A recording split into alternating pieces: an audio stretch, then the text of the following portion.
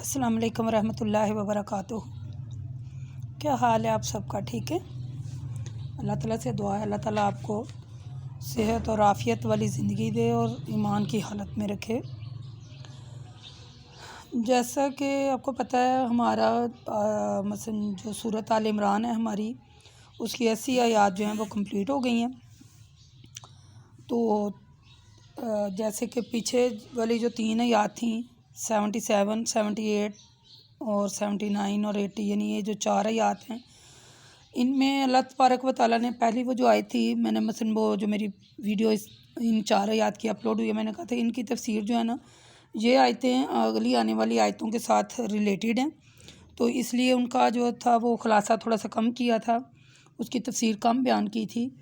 تو یہ جو آگے یہ بہت ہی پیاری آیتیں ہیں قرآن پاک کی، اس میں ہمیں بہت کچھ سیکھنے کو ملا ہے۔ جیسے کہ قرآن پاک کی سورۃ آل عمران میں آیت 77 ہے، اس میں یہ سیکھنے کو ملا ہے کہ جب بھی آپ کوئی چیز سیل کریں تو باخدا قسم کھا کے سیل نہ کریں کہ مجھے اس کے اتنے پیسے مل رہے تھے، اور یہ یعنی یہ ہماری زندگی کو سنوارنے والی باتیں جو اللہ تعالیٰ نے قرآن پاک میں ہمیں بتائی ہیں۔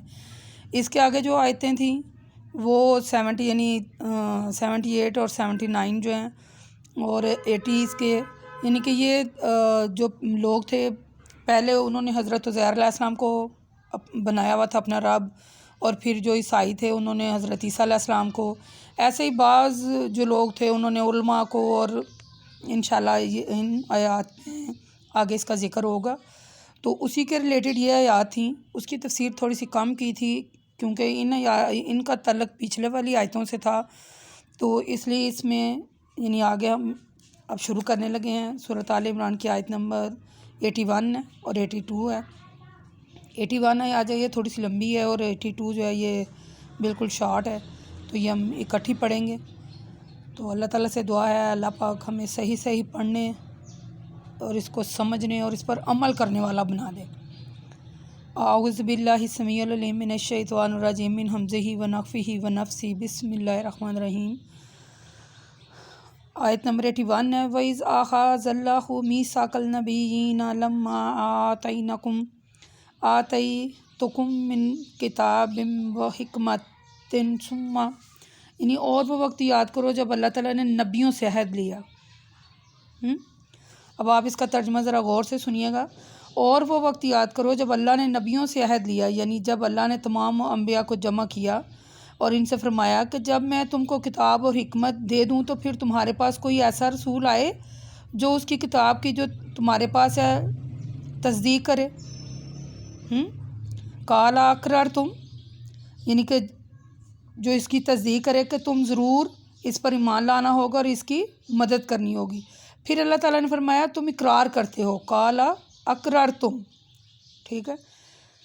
آپ میں اس کو بار بار اس لیے پڑھ رہی ہوں کہ اس کو سمجھنا ہے، اس لفظ کو، قال اقررتم۔ پھر اللہ نے فرمایا کہ تم اقرار کرتے ہو اور ان باتوں پر مجھ سے عہد کرتے ہو۔ تمام انبیاء نے کہا ہم اقرار کرتے ہیں کہ ہم نے اس عہد کو تسلیم کیا اور اسے پورا کریں گے۔ تو اللہ تعالیٰ نے فرمایا قال فاشہدوا، تو پھر اللہ تعالیٰ نے فرمایا پھر تم اس عہد پر گواہ رہو اور میں بھی تمہارے ساتھ گواہ ہوں۔ انا معکم من الشاہدین، من الشاہدین، یعنی کہ اللہ تعالیٰ بھی، اللہ کہتا ہے تم بھی گواہ رہنا اور میں بھی گواہ رہوں گا، ٹھیک ہے؟ فمن تولی بعد ذلک فاولئک هم الفاسقون۔ اس عہد و پیمان کے بعد تم میں سے جو کوئی اس عہد سے پھر جائے گا، فاولئک هم الفاسقون، تو وہ کیا ہوگا؟ وہ فاسق ہوگا۔ یعنی اس آیت میں اللہ نے اس عہد کا ذکر کیا جو اس نے ابتدا میں انبیاء علیہ السلام سے لیا تھا۔ اللہ تعالیٰ نے نبیوں سے فرمایا کہ جب میں تم کو کتاب اور حکمت دے کر نبوت کے مقام پر فائز کروں تو تمہاری موجودگی میں کسی اور رسول کو مبعوث کروں تو جو تمہاری کتاب کی تصدیق کرے تو تم اس پر ایمان لانا اور اس کی مدد کرنی ہوگی۔ پھر اللہ تعالیٰ نے فرمایا قال اقررتم، کیا تم اس بات کا اقرار کرتے ہو کہ تم اس ہدایت پر کاربند رہو گے؟ اور کیا تم مجھ سے اس اقرار پر مضبوطی سے قائم رہنے کا وعدہ کرتے ہو؟ یعنی آپ کو بات سمجھ آ رہی ہے کہ جب اللہ تعالیٰ نے انبیاء سے وعدہ کیا کہ جب تمہارے بعد کوئی اور انبیاء آئیں گے تو وہ تمہاری کتاب کی بھی تصدیق کریں گے، تو تمہارا کام ہے کہ تم ان کی مدد بھی کرنا اور ان کو انبیاء بھی ماننا، یعنی ان پر ایمان بھی لانا اور ان کی مدد بھی کرنا۔ تو جو لوگ اللہ تعالیٰ کہتے ہیں جو مثلا میں نے یہ تم میرے ساتھ وعدہ کرو، تو پھر انہوں نے وعدہ کیا کہ جیسے اللہ نے حکم دیا ویسا ہی کریں گے، تو اللہ نے کہا تم بھی گواہ رہنا اور میں بھی گواہ رہوں گا، اور جو ایسا نہیں کرے گا وہ کیا ہوگا؟ وہ فاسقوں میں شامل ہوگا۔ یعنی اس آیت میں اللہ تعالیٰ نے فاسقین کی خصوصیات بھی بتائی ہیں کہ جو اللہ تعالیٰ سے عہد کر کے توڑ ڈالتے ہیں تو وہ کیا ہے؟ وہ فاسق ہیں۔ جیسے ہم نے سورۃ بقرہ میں پیچھے پڑھا تھا کہ اس کے مثلا اور اس کے ذریعے اللہ ان لوگوں کو گمراہ کرتا ہے جو فاسق ہوتے ہیں، یعنی ان لوگوں کو جو اللہ سے مضبوط وعدہ تو کرتے ہیں لیکن توڑ دیتے ہیں۔ وَمَا يُضِلُّ بِهِ إِلَّا الْفَاسِقِينَ الَّذِينَ يَنقُضُونَ عَهْدَ اللَّهِ مِن بَعْدِ مِيثَاقِهِ، یعنی ہم نے سورۃ بقرہ میں پڑھا تھا۔ تو مثلا اللہ تعالیٰ کہتے ہیں کہ جو لوگ مجھ سے وعدہ کرتے ہیں اور اس کے بعد پھر وعدہ خلافی کرتے ہیں تو وہ کیا ہیں؟ وہ فاسق ہیں۔ یعنی اللہ تعالیٰ کے آخری رسول صلی اللہ علیہ وسلم پر ایمان لانا اور پھر صحیح معنوں میں ایمان لانا، اور صحیح معنوں میں ایمان ہم کب لاتے ہیں؟ جب ہم اطاعت کرتے ہیں۔ جب ہم اطاعت کرتے ہیں تو پھر وہ صحیح ایمان لاتے ہیں۔ ہمیں ہرگز بھی اللہ تعالیٰ سے جو وعدہ ہم کر لیتے ہیں ہمیں ہرگز بھی پوری کوشش کرنی چاہیے کہ وعدے کو نہ توڑیں۔ اللہ تعالیٰ نے انبیاء سے کہا کہ تم میرے سے جو وعدہ کر رہے ہو اسے پورا کرنا، اور تم بھی گواہ رہنا اور میں بھی گواہ رہوں گا، اور جو ایسا نہیں کرے گا وہ فاسق ہے۔ آگے آیت نمبر 83 میں اللہ تعالیٰ فرماتے ہیں، آیت نمبر 83 ہے اور آیت نمبر 84 یعنی 84 ہے اور 85 ہے، کہ کیا یہ کافر اللہ کے دین کے علاوہ کسی اور دین کے متلاشی ہیں؟ کیا یہ اللہ کے علاوہ کسی اور کے متی ہونا چاہتے ہیں؟ حالانکہ تمام آسمان والے اور زمین والے تو خوشی مثلا وہ خوشی سے یا ناخوشی سے سب اس کے متی فرما بردار ہیں اور اسی کی طرف لوٹائے جائیں گے، ان کو بھی اسی کی طرف لوٹ کر جانا ہے، لہٰذا اسی کی اطاعت کرنی چاہیے۔ اے رسول صلی اللہ علیہ وسلم، آپ کہہ دیجئے کہ ہم اللہ پر ایمان لائے، اس کی کتابوں پر ایمان لائے جو ہم پر نازل ہوئی، ان کتابوں پر بھی ایمان لائے جو ابراہیم، اسماعیل، اسحاق، یعقوب اور ان کی اولاد پر نازل ہوا، اور ان کتابوں پر بھی ایمان لائے جو موسیٰ، عیسیٰ اور دوسرے انبیاء کو ان کے رب کی طرف سے عطا ہوئیں۔ ہم ان نبیوں میں سے کسی میں بھی تفریق نہیں کرتے، سب پر ایمان لائے اور ہم سب اللہ کے مسلم ہیں۔ یہ بات آپ ذرا بیسک میں نوٹ کر لیجئے گا، بے شک لکھ لیں کہ ہم سب کیا ہیں؟ اللہ کے مسلم ہیں اور دین اسلام پر کاربند ہیں، برخلاف اس کے کہ جو شخص اسلام کے علاوہ کسی اور دین کا متلاشی ہو اور اس پر کاربند ہو تو وہ دین اس سے ہرگز قبول نہیں کیا جائے گا اور اس کے سارے عمل بیکار کر دیے جائیں گے، اور وہ آخرت میں نقصان اٹھانے والوں میں سے ہوگا، اور آخرت میں اسے اپنے اعمال کا کوئی صلہ نہیں ملے گا۔ وَهُوَ فِي الْآخِرَةِ مِنَ الْخَاسِرِينَ، یعنی کہ وہ خاسرین میں نقصان اٹھانے والے، آخرت میں نقصان اٹھانے والے وہ لوگ ہوں گے، یعنی یہ کافروں کو اللہ تعالیٰ کہہ رہا ہے۔ یعنی یہ جو گزشتہ آیت میں اللہ تعالیٰ نے اہل کتاب کو مسلسل دین حق کی دعوت دی ہے، اور اہل کتاب جو ہیں وہ مثلا اعراض کر رہے تھے، اس آیت میں اللہ تعالیٰ نے اس رویے پر یعنی کہ انہیں تنبیہ کیا ہے کہ جو اللہ نے حکم دیا ہے، جو وعدہ کیا اسے پورا کریں، اور جو ایسا نہیں کرے گا وہ کیا ہے؟ فاسق ہے۔ اللہ تعالیٰ کے دین کے علاوہ کسی اور دین کے متلاشی نہ ہوں۔ اللہ تعالیٰ کے دین پر عمل کرنے سے تو اللہ تعالیٰ کی اطاعت ہوتی ہے، یعنی جو اللہ تعالیٰ نے قرآن پاک میں ہمارے لیے جو حکم نازل فرمائے ہیں تو جو حکم ہے اس کو مانیں، اور جو اللہ نے جن باتوں سے منع کیا وہ نہ کریں، اور جن باتوں کو کرنے کا حکم دیا ہے وہ باتیں کریں۔ یعنی اللہ تعالیٰ نے کہا کہ ایمان لائیں کتابوں پر، رسولوں پر، قیامت پر، آخرت پر، مرنے کے بعد زندہ ہونے پر، انبیاء پر، جو ان پر کتابیں اتری ان پر، تو ہمارا ایمان پکا ہونا چاہیے، ٹھیک ہے۔ آسمان میں اور زمین میں جتنے بھی لوگ ہیں سب خوشی سے یا ناخوشی سے سب اللہ کے آگے سجدہ کرتے ہیں، اور بلکہ سجدہ بھی کرتے ہیں، اور صبح شام اس کے آگے، یعنی اللہ نے حکم دیا کہ صبح شام اس کے آگے سجدہ کریں، ہم؟ کائنات کا ذرہ ذرہ اللہ تعالیٰ کے سامنے سجدہ ریز ہے، کیونکہ سب جتنی اللہ تعالیٰ نے مخلوق پیدا کی ہے، جتنی بھی اللہ نے مخلوق پیدا کی ہے، سب کیا ہے؟ اسی کی فرما بردار ہے۔ یعنی انسان جو ہے، اللہ تعالیٰ نے بعض احکامات ایسے ہیں جن کو انسان، جن اور جانور پسند نہیں کرتے۔ مثلاً یہ بھی آپ میری بات بائی ہینڈ لکھ لیں کہ اللہ تعالیٰ کے بعض ایسے احکام ہیں جن کو پسند نہیں کرتے انسان، جانور، جن، جتنی بھی مخلوق ہے پسند نہیں کرتی۔ مثلاً بیماری، بھوک، موت وغیرہ وغیرہ، لیکن ان احکامات کی تکمیل سے انسان بھاگ نہیں سکتا۔ بھوک میں تکلیف ہوتی ہے نا، موت آ کر رہتی ہے نا، سب مجبور ہیں، سب کو ان احکامات کی تعمیل بندہ پسند ہے یا نہیں، تو اس کے بعد کیا کرتے ہیں؟ یعنی موت ہے، ہم پسند نہیں کرتے لیکن موت آنی ہے۔ بھوک آ جائے اللہ تعالیٰ کی طرف سے، یعنی کوئی ایسے حالات تو ہم کیا کریں گے؟ اللہ تعالیٰ کی طرف سے جو کام ہے، ہم چاہتے ہوئے نہ چاہتے ہوئے انہیں قبول کرنا ہی پڑتا ہے۔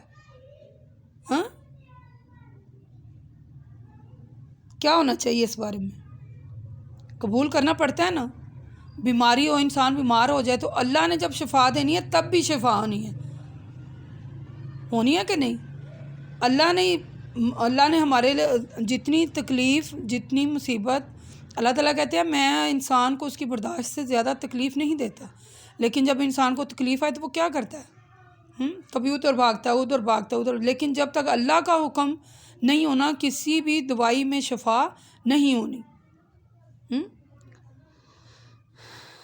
اللہ تعالیٰ ہم سب کو اپنے احکامات پر جو ہے نا وہ کاربند رہنے کی توفیق عطا فرمائے۔ دیکھیں کائنات کا ذرہ ذرہ جو ہے وہ اللہ تعالیٰ کی اطاعت کر رہا ہے۔ ہمیں بھی خالق کائنات کے احکامات کے آگے سر جھکانا چاہیے، اسی کی اطاعت کرنی چاہیے، ایمان لانا چاہیے انبیاء پر، جیسے میں نے ابھی کہا کتابوں پر، کیونکہ اگر ہم سب پر ایمان لاتے ہیں تو ہم مسلم بن جاتے ہیں۔ مسلم بھی بندہ تب کہلاتا ہے جب اللہ تعالیٰ کے بتائے ہوئے احکامات کی پیروی کرنے والا انسان مسلم کہلاتا ہے۔ اگر تو ہمارا یقین اور ایمان پکا ہے، میں آپ سے ایک بات اور شیئر کروں، دیکھیں ہمارا یقین اور ایمان پکا ہے کہ ہم نے اپنے رب کے سامنے حاضر ہونا ہے، اپنے اعمال کے جواب دینے ہیں۔ تو اگر مثلا میں نے اس کے سامنے جواب بھی دینا ہے اور اس نے مجھ سے حساب بھی لینا ہے، میرا حساب ہونا ہے نا، تو اس حساب کے لیے مجھے کیا کرنا چاہیے کہ جو مجھے اللہ نے کتاب میرے ساتھ بھیجی ہے اس میں جو میرے بارے میں احکامات ہیں مجھے ان پر عمل کرنا چاہیے، اور جن احکامات سے منع کیا گیا مجھے وہ نہیں کرنی چاہیے۔ ٹھیک ہے؟ آزمائشیں تو انبیاء کی بھی ہوتی نہیں ہیں، ہم کس کے بیچارے ہیں؟ کیا ہم ان سے بڑھ کر ہیں؟ ہم تو ان کے پاؤں کی جو خاک ہے اس کے برابر بھی نہیں ہے۔ جیتا جاگتا انسان کسی بلا سے کم نہیں ہے۔ تو ہمیں اس وقت سے ڈرنا چاہیے، ہمیں اللہ تعالیٰ کی پکڑ سے ڈرنا چاہیے، اور اللہ تعالیٰ سے ہر وقت دعا کرنی چاہیے کہ اللہ تعالیٰ ہمارے گناہوں کو معاف کر دے۔ اگر اللہ تعالیٰ نے انبیاء سے وعدے لیے ہیں اور ان پر بھی کتنی تکلیفیں آئی ہیں، تو ہم کن میں سے ہیں؟ ہم تو پورا سجدہ بھی نہیں کر رہے ہیں، ہم تو اس کے احکامات کی مثلا اس کے احکامات جو اس نے نازل کیے ہیں ہم تو اس کی قطعاً پیروی نہیں کر رہے ہیں۔ اللہ تعالیٰ نے انسان کو چھوڑ دیا ہے، اللہ تعالیٰ نے کہا ہے دو راستے ہیں میرے پاس آنے کے، یہ سیدھا ہے صراط مستقیم ہے، یہ اور دوسرا ہے۔ انسان خود چوز کرے کہ اس نے کس راستے پر چلنا ہے، لیکن دونوں رستوں کا اختتام اللہ کے پاس ہے، یعنی اس کی جو منزل ہے وہ اللہ ہے۔ صراط مستقیم پر بھی چل کر جائیں گے، سامنے منزل ہماری اللہ ہے، دوسرا راستہ اختیار کریں گے، منزل تو اللہ ہی ہے۔ تو پھر اللہ نے انسان کو اختیار دیا ہے نا، تو ہم کدھر جا رہے ہیں؟ اللہ تعالیٰ نے انسان کو پیدا کر کے اسے بے سدھا نہیں چھوڑ دیا، اس کے احکامات کی پیروی کرنا ہی مسلمان کا اولین اور آخرین بھی فرض ہے۔ اگر تو وہ چاہتا ہے کہ جنت کی نعمتیں پائے تو اسے چاہیے کہ اللہ تعالیٰ کے احکامات کی پیروی کرے۔ کیف یہدی اللہ قوما کفروا بعد ایمانہم وشاہدوا ان رسول الحق وجاءہم البینات واللہ لا یہدی القوم الظالمین۔ یعنی اللہ ایسے لوگوں کو کیسے ہدایت دیتا ہے جو ایمان لانے کے بعد کفر کر رہے ہیں، باوجود اس کے کہ وہ مثلا شہادت دے چکے ہیں کہ یہ رسول حق ہیں اور ان کے پاس کھلے دلائل بھی پہنچ چکے ہیں۔ اللہ ظالم لوگوں کو راہ ہدایت چلا کر منزل مقصود تک نہیں پہنچاتا، جیسے میں نے ابھی آپ سے ذکر کیا ہے کہ اللہ تعالیٰ ہدایت اسے دیتا ہے جو ہدایت کا طلبگار ہے، دوسرے بندوں کو نہیں اللہ ہدایت دیتا۔ اللہ نے بتایا ہے نا یہ سیدھا رستہ ہے، ادھر آؤ، تو جو سیدھے رستے پر چلتا ہے اللہ اس کے لیے اور دروازے کشادہ کر دیتا ہے۔ ان لوگوں کی سزا تو یہ ہے کہ ان پر اللہ کی بھی لعنت ہو، فرشتوں اور تمام انسانوں کی بھی لعنت ہو، اس لعنت میں وہ ہمیشہ ہی گرفتار رہیں گے، اور ان سے عذاب بالکل ہلکا نہیں کیا جائے گا اور نہ انہیں مہلت دی جائے گی، وہ مسلسل عذاب میں ہی رہیں گے۔ مگر ہاں جن لوگوں نے اس کے بعد توبہ کر لی اور اپنی اصلاح کر لی تو اللہ انہیں معاف بھی کرے گا، کیونکہ وہ واللہ غفور الرحیم، وہ غفور الرحیم ہے، معاف کرنے والا، وہ بڑا زیادہ غفور ہے، بڑا زیادہ رحم کرنے والا ہے۔ لیکن ہم لوگ کیا کر رہے ہیں؟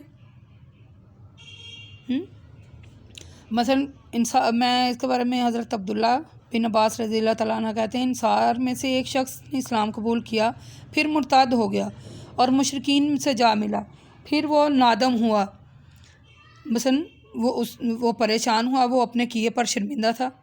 اس نے اپنی قوم کے پاس کسی کو بھیجا اس پیغام کے ساتھ کہ وہ رسول اللہ صلی اللہ علیہ وسلم سے دریافت کرے کہ کہیں کو میری توبہ قبول ہو سکتی ہے۔ اس موقع پر یہ آیتیں نازل ہوئی تھیں، کیف یہدی اللہ قوم الرحیم، کہ اس کی قوم کے کسی آدمی سے یعنی کہ بھیجا اور دوبارہ اس نے پھر دوبارہ اسلام قبول کیا۔ یہ آیتیں جو ہیں یہ اس وجہ سے نازل ہوئی۔ دیکھیں سارے معاملات جو ہیں دنیا کے معاملات یہ جو اب چل رہے ہیں یہ پہلے بھی تھے، یہ کوئی نہیں، یہ پہلے بھی تھے، قرآن پاک میں درج ہیں کہ پہلے بھی تھے، لیکن ہمارے لیے یہ ہے کہ ہم اس پر عمل کریں۔ جن کاموں سے اللہ تعالیٰ منع کر رہے ہیں، جیسے وہ آیت نمبر مثلا سورۃ آل عمران کی آیت نمبر 77 میں اللہ نے کہا ہے نا کہ مثلا ایک حدیث بھی ہے ساتھ میں کہ اللہ تعالیٰ نے کہا ہے جب تم ناپ تول کرو یا کوئی چیز تم بیچ رہے ہو، ناپ تول والی نہیں، کہ تم چیز کوئی سیل کر رہے ہو، کوئی کپڑا، کوئی برتن، کوئی ویجیٹیبل، سبزیاں وغیرہ کچھ بھی جب تم سیل کر رہے ہو تو اس پر قسم نہ کھاؤ، قسم کھا کے اپنا مال سیل نہ کرو۔ تو یہ آج ہمارے ہاں آج کل کیا ہو رہا ہے؟ ہمارے ہاں میں یہی کچھ ہو رہا ہے، ہم کہتے ہیں جی مجھے تو اس کے اتنے میں پیسے مل رہے تھے، فلاں بندہ تو مجھے اتنے پیسے دے رہا تھا، یعنی اپنی چیز کو بیچنے کے لیے ہم جھوٹ پر جھوٹ بولتے ہیں۔ اللہ تعالیٰ اس سے بچائے، اللہ تعالیٰ سے دعا کرنی چاہیے اللہ تعالیٰ ہمیں سیدھے راستے پر چلائے، اور سیدھے راستے پر چلا کر پورا یعنی اس پر ہمیں سیدھے راستے پر اللہ تعالیٰ نے اگر ہمیں سیدھا راستہ دکھا دیا ہے تو ہمیں اس پر پورا کاربند رہنا چاہیے۔ دیکھیں زندگی جو ہے وہ کچھ دن ہی ہے، زندگی گنتی کے چند روز ہیں یہ، اور آخرت کی زندگی میں اللہ تعالیٰ نے جنت کی نعمتوں کا جو ذکر کیا، میں تو جب بھی وہ جنت کی نعمتوں کا ذکر جب بھی آئے تو میں محسوس کرتی ہوں انہیں، تو پھر ہم لوگ سوچتے ہیں کہ یہ زندگی کا 4 دن ہیں، چلیں جیسے بھی ہیں گزر تو رہے ہیں نا، گزر ہی جائیں گے، کتنی کی بھی زندگی ہے گزر ہی جائے گی، تو اللہ تعالیٰ کے احکامات پر کاربند رہنے کی پوری کوشش کرنی چاہیے، پوری، ہمیں پورا ایمان لانا چاہیے اس پر، ایک دفعہ ایمان لے آئیں۔ اب اس آیت میں یعنی یہ جو لوگ ہیں جو مثلا یہ جو حدیث میں نے آپ کے سامنے بیان کی ہے کہ ایک بندہ پہلے اسلام لایا، پھر مرتد ہوا، پھر اس پر نادم بھی ہوا، یعنی بہت زیادہ شرمشار ہوا، تو پھر اس نے آپ صلی اللہ علیہ وسلم سے پیغام بھیجا کہ کیا میرے لیے کوئی مجھے معافی ہے، پھر اس نے اسلام قبول کیا، یعنی کہ دیکھیں کتنی طاقت ہے اسلام میں۔ دیکھیں ان آیات میں اللہ تعالیٰ نے انسانوں کی لعنت کا ذکر ہے، اور یہ آیات گویا مثلا یہ جو ذکر کیا ہے کہ ایمان لا کر مرتد ہونے والے ہمیشہ لعنت میں ہی رہتے ہیں، ہمیشہ اللہ تعالیٰ کی رحمت سے دور رہتے ہیں۔ ایمان لا کر کفر کرنے والوں کا جو ہے نا یہ کوئی ناپسندیدہ کام جو ہے نا یہ ہے کہ ایک دفعہ انسان ایمان لائے، پھر مثلا اس کو ختم کر دے، مرتد ہو جائے، پھر اس کے دل میں یہ خیال ہے نہیں کہ وہ اچھا تھا، پھر اس کو دوبارہ قبول کرے، یہ اللہ تعالیٰ کی یہ بھی ایک رحمت ہے، یہ بھی اللہ تعالیٰ کی ایک رحمت ہے۔